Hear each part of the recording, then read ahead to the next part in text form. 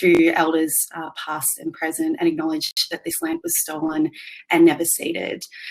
Thank you so much to everyone who's come along to the conference today. This is such an important time for us to be having these really critical conversations. For over a decade, the way that young people live and work has been really negatively impacted by bad policy decisions. We are painted with negative stereotypes that we're lazy or snowflakes. We navigate education and employment systems that are no longer built for us, and watched as world leaders have ignored our calls for climate action. But no matter how much we have been ignored or downtrodden, no matter how many reasons our leaders have given us to give up or to be complacent, we have refused. It is today's generation of young people that continue to show up and organise for a better future, and for that we should be proud. This summit marks a moment, one of the most critical moments for us to be discussing and creating a national strategy for our future. But it is not just critical because we have found ourselves in the midst of a global pandemic. It is critical because what this pandemic has shown is an undercurrent of structural inequality. And in that is a very powerful opportunity. The opportunity in front of us today is a reset, a chance in the midst of all the hardship to build back a better system. Now is the time for us to reshape the way we live, learn, and work in a system that actually lifts us up. We need a plan not just to get us through this pandemic, but to launch us out the other side with our futures intact. It is great to have such an amazing lineup of speakers, including the Prime Minister and the opposition leader. It is great that so many people have demonstrated a commitment to showing up and discussing the issues at hand. But it is not just about the contents of the conversation. It's about who's in the room, and that must be done with young people at the table. This pandemic has exposed just how volatile our workforce was before the crisis. In the first week after lockdowns hit, we saw hundreds of thousands of people lose their jobs. We were all shocked by images of people lining up through streets to access Centrelink. There is no doubt that this pandemic has hit so many, not just the young. However, between March and May this year, of the people who lost jobs, 44% of those were young people aged 15 to 25. 44%. Insecure work has been exposed by this crisis. People scratch their heads, confused at how we got here. But this insecurity came as no surprise to us and our generation, because we have been living it and we know no different. We are overwhelmingly represented in industries where casualisation and insecure work is rife. Retail, cafes, bars, industries that were hardest hit from the lockdowns. These jobs are also some of the lowest paid and the most vulnerable to wage theft and exploitation. Despite this, in 2017, the government slashed penalty rates for workers in these jobs. We need a plan towards secure employment, and young people have a critical stake in this objective. Our social safety net, our lifeline in tough times or through periods of study, has been consistently on the chopping block. New Start and Youth Allowance have left young people who are at the very start of their education and employment journeys living in real poverty. There have been stringent income tests that conflict with the typical peaks and troughs in the hours of work that young people do. The pandemic exposed that these payments were seriously inadequate. Even when job seekers saw an increase to the old New Start payment, the government was dragged kicking and screaming to pull them there. As it stands, these measures are temporary. The government must consult with the people whose very real lives will be affected so that we don't go back to a time where our safety net had people living in poverty. The pandemic has exposed the carelessness of governments when dealing with education, training, and skills sector. This space has seen years of tweaking around the edges in place of real reform. In 2018, the demand-driven funding model was frozen and the public-private contribution model shifted toward the individual young person. Unlike our parents and grandparents, we are told to pay back more on less money and in more secure work. And just this month, at a time when financial and mental stress is having a significant impact on our younger generation, the government, in the midst of a pandemic, announced plans to punish students who are not currently keeping up with the pace of study. I failed courses in my first year of uni, and it wasn't because it was too hard or I wasn't smart enough. It was as the proponents of the policy like to make us think, it was because of the plethora of barriers, financial, social, mental, that made university study almost impossible. And this has become a really common story. For too long, young people have felt the effects of being a political afterthought. These policy failures should never have happened. And if we had young people in the room, consulted and genuinely listened to, they never would have. But today presents a turning point. We have leaders from political parties across the spectrum here to listen, learn, and create in collaboration with young people. Over the past 18 months, we have proven that this is possible to have a genuine partnership with young people, to have the hard conversations and dissect the solutions for a better future. The interim report released this morning should be an exemplar of how government and industry leaders can begin to tackle the problems that lay ahead of us in collaboration with young people. I know this summit can be a starting point for a stronger collaboration between our younger generation and decision makers. We must see real action to break down the barriers for young people in the workforce. This means a plan towards safe, secure jobs and away from mass casualisation. We must see real action on climate change and a just jobs transition. We must see these big conversations no longer existing in silos, but as a comprehensive, on-purpose strategy to transform the trajectory young people are currently on.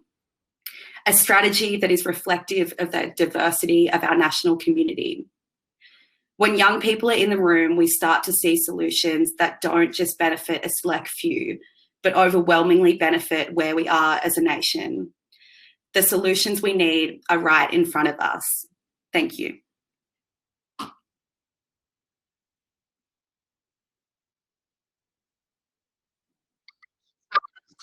Amazing.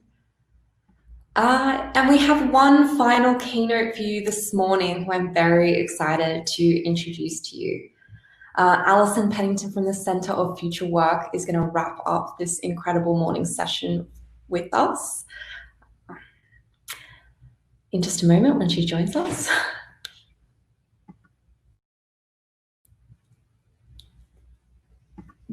Hello, hi there. Great, thank you for having me. I just feel so privileged to join you and to be able to hear all those amazing keynotes. I'm actually going to go out on a different track because I've got some presentation slides, so I'm not sure if you're going to see my face for all of the presentation. But partly why this is such a privilege for me is because I carry a deep, deep rage from the level of dislocation and displacement and comprehensive shafting of young people that's happening in this country. I am a young person. I left my home in the western suburbs of Adelaide years ago because there were no jobs. And I'm the daughter of a nurse and a plumber, and definitely did not have things given to me on any silver platters. And like we heard from Hayden, I credit my ability to land work and to build some sort of future for myself on the basis of luck, and that's not okay. And this is why we have to have this conversation, is because the difference between luck and outcomes for people is public investment, is a role for government in providing necessities, and in a time of crisis it's more urgent than ever. So I'm going to kick off. This is the yep. I'm assuming this is visible. I'm calling this Fighting for a Public-Led Jobs Program. like our futures depended on it, because they absolutely do. And I also want to acknowledge that in the process of building our movements and the credibility of our ideas for this future, absolutely nothing can happen, or no progress can be truly made, I think, in this country without Aboriginal leadership. And yeah, starting with a treaty would be good, but there's so much more that we need. The jobs crisis, I think Sophie has just really outlined this perfectly, that this is a problem that's existed for some time. And so I'm going to tell you why it is that jobs have been in a terrible place for young people, how we got there, and why it is that we need a public-led comprehensive jobs program that puts young people first. We are in a depression-level jobs crisis. We know that official unemployment stats do not give us the full scale of the picture. We are at 7.5%, or 1 million people unemployed, but we know the unemployment rate is 16.3% for youth. But if we add then the people who are working fewer or no hours, that's an additional 1 million. People who left the job market altogether since March shutdowns, 220,000. That gives us 2.2 million people. And young people have been they've fared worse in every single one of these categories. And I think every one of us would know young people who are not participating, not part of the jobs market, because there are simply no jobs and no adequate jobs for them. But this rot set in long before COVID hit. And for me, in my early 30s, I think for my generation, we are a product of the crisis of the GFC. And that's why the number of young people who are being screwed over right now is so big that it kind of propels us further. Young workers are systematically disadvantaged. In fact, they've got no work, not enough work. The quality of their jobs are worse. The pay is poor. And what's happened is, because the number of good, decent jobs has been declining, there are more and more people with degrees, and post-grad qualifications in jobs where they don't even get to use their skills or harness their capacities, or, indeed pay off their giant debts they've accrued. Before the crisis, we had 600,000 youth that weren't engaged full-time in work or education in 2019. And alongside this worsening jobs picture and feeding into it has been a systematic attack on the quality and the pay of jobs in this country. And young people have been at the forefront, or the shock troops of that deregulation agenda. And that's been the attacks we've seen on workplace democracy and the rights of people to unionize, unfair and illegal practices, including wage theft, and a weakening of our minimum wages system. So we're still reeling from the previous crisis. This shows you what happened with the full-time rates of employment for 20 to 24-year-olds. In between the two crises, it declined by 14 percentage points. So 2007 at 57%, and then before this crisis hit, we were already down to 43%. Now we're at 37%. The crisis for youth is absolutely comprehensive, and one of the key, furphies of this idea that if you just got a better education, then you might get a job. How do we explain why young people have been increasingly getting degrees at a higher and higher rate, but then getting worse and worse jobs outcomes? It's clearly because there are not enough jobs. And I think what the speakers today have so well outlined is, the different aspects of this comprehensive and totalizing crisis for young people. I'm calling this a straitjacket. It's an economic straitjacket. And this was in place beforehand, but most concerningly, the Morrison government has seen to accentuating and deepening the hardship in every single one of these spaces. So not only are there no jobs, the jobs are crap if they are available, and there's no bargaining power for young people to come together and force employers to provide good jobs because of what they're doing in the industrial relations system. But then look what's happening in the education skills system. Okay, so if you can't get a job, you apply for new education skills. But the university sector has been under a concerted attack to privatise what's left of the public university. Access to both vocational education and universities become harder. The job trainer package that has come forward from government under the job maker scheme actually doesn't have anything to do with making jobs. And it still remains the fact that more and more skills do not create jobs in themselves. What do you do when you come out the other side with that qualification? And many graduates are currently without jobs. And then most people are dealing with this punitive welfare regime. I've definitely been through this bureaucratic hellhole for a great portion of my life. But we're seeing a deepening of the privatised unemployment services industry model, which includes pernicious programs like mutual obligations, forcing people into unsafe work or inadequate jobs. And then we layer it on with the private housing system, like you're looking at a lifetime of renting, locked out of secure home ownership, higher rents. And we'll just add a few more things on here, because what's left of your paycheck is going to a smaller and smaller number of monopolies that control the provision of all our essentials, including utilities, food and telecoms, and all against the backdrop of a climate crisis. And we do have fires now burning in the north. So what's behind the worsening jobs outcomes? Because I'm focusing on that because this is our mechanism for change. And what's happened is employers, they stopped investing in recruitment and training. Instead, they've been focusing for many, many years now, at least since the GFC, on competing over who can screw over the workforce the most, including cutting wages and conditions. The overall business composition has been shifting more and more to smaller firms as large firms take off, or they cut up their division into smaller firms. Therefore, they have lower margins and there's less investment in new jobs. We are reeling with the consequences of decades of neoliberal cutbacks on this idea that private interest running essential goods and running markets is of the best interest to all of us. Of course, it's not. What that means is there's less and less jobs being available in the public sector, and an overall business-friendly environment that has encouraged short-term thinking. So we've had policies of tax cuts given to corporations without any strings attached, ongoing labour deregulation, and a overall program of shareholder returns being able to be put before investment in the real economy. And one of the strongest pieces of evidence we have against this idea of a business-led recovery, and therefore why public investment has to lead the way, is look what's happened to the business investment as a percentage of GDP before this crisis hit. Since 2012, it was down by over a third, if we include 2019. This concept of a business-led investment that's going to give us the jobs of the future, it's not going to come. And if it is, we're going to sit in 10 years of depression and stagnation like we did in the 1930s if we don't act now.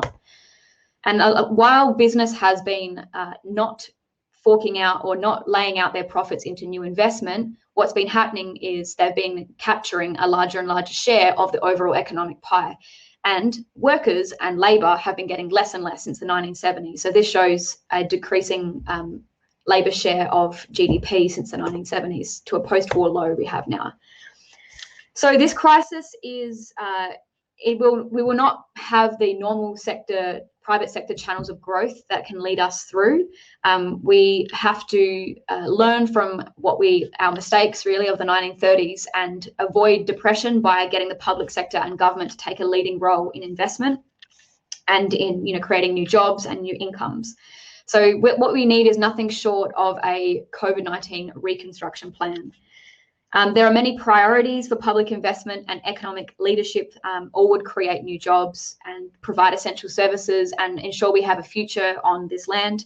Some of the key elements should be a commitment to full employment, where there is plentiful, good, meaningful, decent, well-paid jobs available. Income protection must be extended to all people, including carers who are not currently covered under the job seeker payment and those on the disability pension. But there needs to be a bottom payment that ensures the dignity of all people as we move through this pandemic and rebuild our society. Millions of Australians are going to need skills and good jobs, and not in the least young people who are yet to get a foot into the labour market. So we're going to have to completely reinvent our whole post-secondary education system. We have to reclaim the public purpose of our vocational education universities. I think we should move to a point where we don't have fees, because not in the least because young people don't have the capacity to pay those, and there's no jobs, at least for now. We need to repair our healthcare system. Medicare has done an amazing job to pull through this crisis, but we need to expand funding to make sure it covers dentistry, mental health.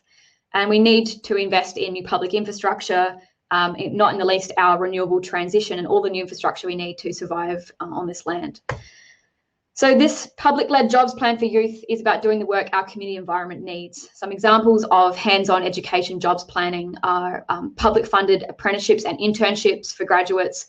600,000 free TAFE positions would cost $4 billion a year. A 50% wage subsidy to create 100,000 new apprenticeships would cost $2.5 billion. And we must expand direct public sector hiring. I think expanding all graduate programs is a start. And I'll finish on this slide because what I want to bring home is that there is really absolutely no future in the status quo. That straitjacket I talked about before, we can't go any further. There's no future in those conditions. What gives me hope is that we're looking at the most educated generation in history, and history shows young people who know stuff don't go backwards. When they see that they are doing worse off than their parents' generation, they come together and they do something. And we are seeing young people mobilising across the country, particularly in the climate rallies. I think Australians will back young people in. We're dealing with a gridlock of a sustained political crisis that I think only youth can break. We have an opportunity to build cross-union and civil society campaigns for a people-led economy and create a whole new model of economic growth that is democratic and focused on meeting human needs. Thanks very much for your time.